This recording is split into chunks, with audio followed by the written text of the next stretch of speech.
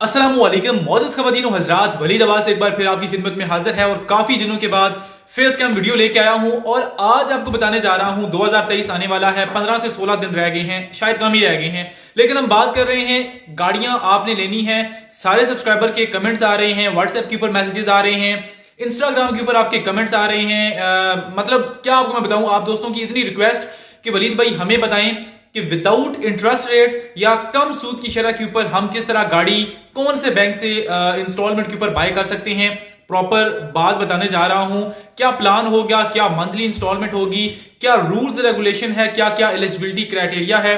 तो वीडियो के साथ बने रहें, सीट बेल्ट बांध लें ताकि आपको छोटा सा सफर बहुत छोटा लगे। तो बात करते हैं इंस्टॉलमेंट के ऊपर आप गाड़ियां किस तरह बाय कर सकते हैं। तो आज मैं फेस कैम इसी वजह से आया हूं ताकि आप तमाम दोस्तों को बता सकूं।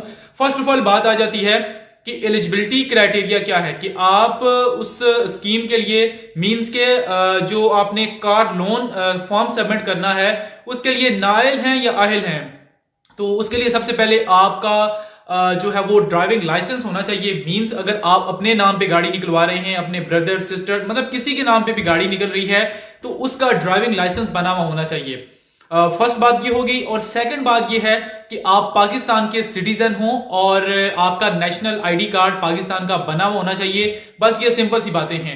उसके अलावा थर्ड वन जो बात आ जाती है, आपके दो ग्रांटेड होने चाहिए, दो जमानती होनी चाहिए जो आपकी जमानत उठाएं कि अगर आप गाड़ी की किस्त नहीं देंगे तो देन वो किस्त जो है वो आपकी पे करेंगे।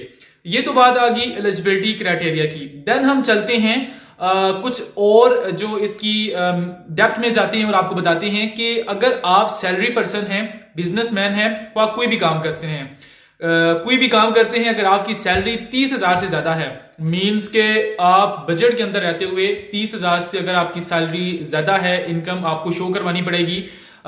उसमें आप जो है वो लो बजट की गाड़ियां आपको बैंक रिकमेंड करेगा। और सबसे मैं आपको मेन बात बताऊं, आप दोस्तों की क्वेश्चन होती है कि वलीद भाई हम क्या सिर्फ नई गाड़ियां ले सकते हैं। जी ये बात बिल्कुल दुरुस्त नहीं है कि आप सिर्फ नई गाड़ियां ले सकते हैं। आप इस्तेमाल शुदा गाड़ियां भी ले सकते हैं, नई गाड़ियां भी ले सकते हैं और उसके अलावा इंपोर्ट भी गाड़ियां करवा सकते हैं। तमाम गाड़ियों के इंपोर्टेड गाड़ियों के अलग रूल्स हैं, नई गाड़ियों के अलग रूल्स हैं और जो इस्तेमाल शुदा गाड़ियां हैं उनके भी अलग रूल्स एंड रेगुलेशन है। अब आगे चलते हैं, बात करते हैं एज के हवाले से, जो कि सबसे इंपॉर्टेंट बात है। अगर आप बिजनेसमैन हैं, आपकी 21 से 65 साल तक एज चल जाएगी। अगर आप जॉब पर्सन हैं, जॉब होल्डर हैं, तो आपकी 21 से 60 साल की एज तक आप जो है वो इजीली अप्लाई कर सकते हैं। बैंक में आप जब जाते हैं, आपकी एज जब 55-60 होती है, इसके ऊपर वो आपको जो है वो गाड़ी नहीं देते या लोन भी नहीं देते, या अगर देते भी हैं तो उसकी जमानत ऐसे कोई शख्स उठाते हैं जो कि मतलब सही पहुंची भी सामी हो, ताकि अगर आप अल्लाह ना करे आप अगर आपकी डेथ होती है या आप भाग जाते हैं या कोई भी रीजन होता है तो वो शख्स उसकी तमाम तर बकाया जो पेमेंट है वो अदा करेगा। उसके अलावा हम आगे चलते हैं और बात करते हैं कि आपको बैंक्स कौन से ऑप्शन देते हैं। बैंक्स आपको हमेशा से सदियों से यार दो ऑप्शन देता चला आ रहा है, कि वो ये है कि कार लोन या डायरेक्ट गाड़ी हम आपको फाइनेंस करवा के दें।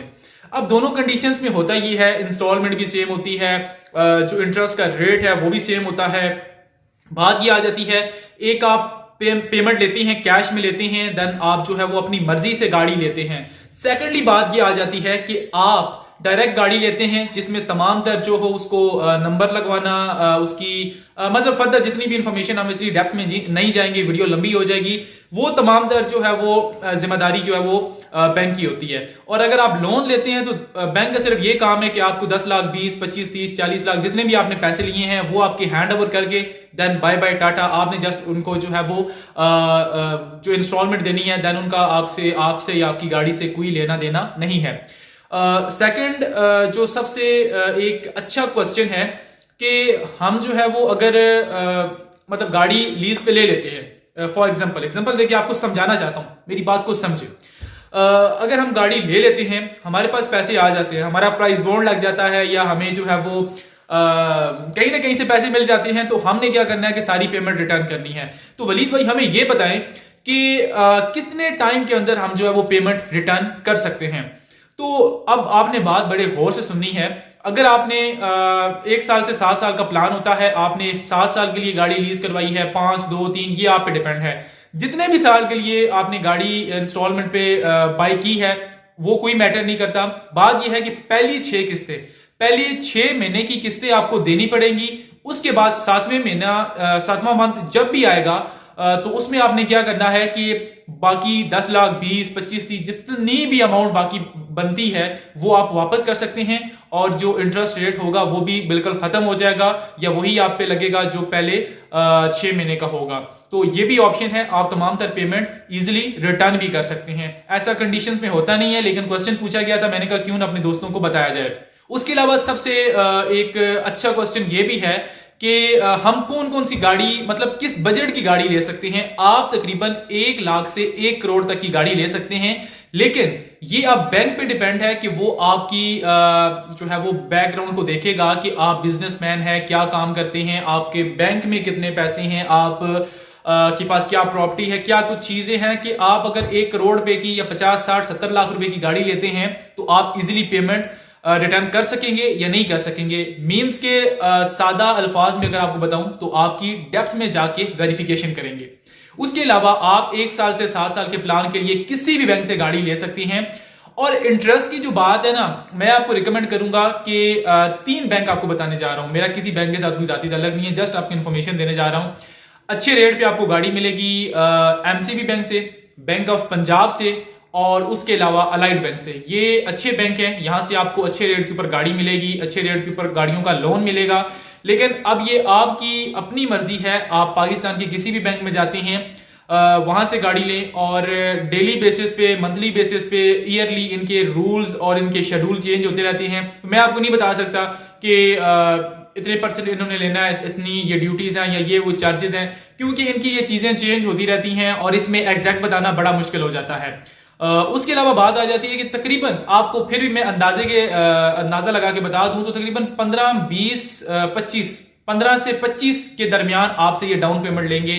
अगर आप 10 लाख रुपए की गाड़ी लेते हैं फॉर एग्जांपल, तो आपसे ये 2.5 लाख रुपया जो है वो 2 से 2.5 लाख रुपया एडवांस लेंगे। बाकी आपने 1 से 7 साल की माहाना किस्त के ऊपर जो है वो पेमेंट रिटर्न करनी है। तो ये आ गई आप तमाम दोस्तों के सवालातों के जवाबात, और ये मैंने मेन चीजें जो नोट की हुई थी। उसके अलावा और ऐसी कोई जो है वो चीज नहीं है जो आपसे मैंने शेयर ना की हो। लेकिन अब जो क्वेश्चन आता है कि मैंने थंबनेल के ऊपर भी मेंशन किया है कि माहाना जो है वो 5,000, 7,000, 10,000, 12,000 इतने कम इंस्टॉलमेंट के ऊपर जो ये मैंने एक आपको चीज बताई है, इसका जो मकसद ये है, फॉर एग्जाम्पल अगर आपको, आपका बजट कम है, आपको चाहिए मेहरान 5 लाख की मिल रही है, ठीक है, तो 5 लाख की 4.5 लाख रुपए की मिल रही है, तो आप बैंक से 3, 4, 5 लाख रुपया कर्जा निकलवाते हैं, तो उसकी तो अगर आप 7 साल के लिए निकलवाते हैं तो उसकी तो माहाना किस्त 5-7 हजार ही बनेगी ना। तो आपको बताने का मकसद ये है कि जितनी सस्ती गाड़ी लेंगे उतनी इंस्टॉलमेंट कम होगी, और जितनी महंगी गाड़ी लेंगे वो कहते हैं ना, जितना मीठा डालोगे तो वो पेमेंट आगे इंक्रीज होती जाएगी। वही बात है कि जितनी आप हाई अमाउंट के अंदर, हैवी अमाउंट के अंदर गाड़ी लेंगे, फिर आपकी किस्त 10, 15, 20, 25, 30, 40, 50, 60, 70 हजार। अगर आप 1 करोड़ की गाड़ी लेते हैं तो आपकी इंस्टॉलमेंट तो 80, 90 हजार, लाख, 1.5 लाख तो होगी। तो यही बात है, आपको बताने का मकसद यही है कि आप एफएक्स से लेके और लैंड क्रूजर, प्राडो, फॉर्च्यूनर कोई भी गाड़ी ले सकते हैं। लेकिन ये अब आपके बजट पे और आपके हालात पे डिपेंड है कि बैंक्स आपकी वेरिफिकेशन करेंगे, देन आपको गाड़ी देंगे। और भी अगर आपके किस्तों के हवाले से कोई सवालात हैं तो मैं बैठा हूं, आपने कमेंट सेक्शन भर देना है, इतने कमेंट्स करने हैं, इतने सवाल करने हैं, मैं पढ़ पढ़ के थक जाऊं, आपके कमेंट्स ना खत्म हो। और नेक्स्ट वीडियो इसी चैनल के ऊपर वलीद मोटर्स के ऊपर बनाऊंगा और आपको दिखाऊंगा कि ये जो क्वेश्चन थे 10, 12, 15 ये तो साइड पे हो गए। आगे चल के हम बात करेंगे कि आप दोस्तों के और कौन से ऐसे सवालात हैं कि किस्तों पे जब गाड़ी लेनी है तो उसके लिए क्या कुछ रूल्स हैं, क्या कुछ आपके जो सवालात होंगे उनके मैं आपको आंसर्स दूंगा। सो आज की इस वीडियो के अंदर यही डिटेल थी। मेरा मकसद था कि आपको मैं instalment cars, buy cars on instalment, इसका क्या कुछ तरीका कार है, ये इस हवाले से मैं आपको जो है वो आगाह करूं। आई होप ये वीडियो आपको अच्छी लगी होगी। अगर आपको ये वीडियो अच्छी लगी है, इस वीडियो को आपने 1000 लाइक करना है। कितने? सिर्फ 1000 लाइक। आप यकीन जाने कि नेक्स्ट टाइम मैं इंशाल्लाह ऐसी वीडियो बनाऊंगा इंस्टॉलमेंट के ऊपर कि पूरा पाकिस्तान हैरान हो जाएगा। आपका होस्ट वलीद अब्बास आपको मिलेगा एक अच्छी सी इंटरेस्टिंग नेक्स्ट वीडियो के साथ। तब तक के लिए अपना बहुत सारा ख्याल रखिएगा, दुआ में याद रखिएगा। अल्लाह हाफिज।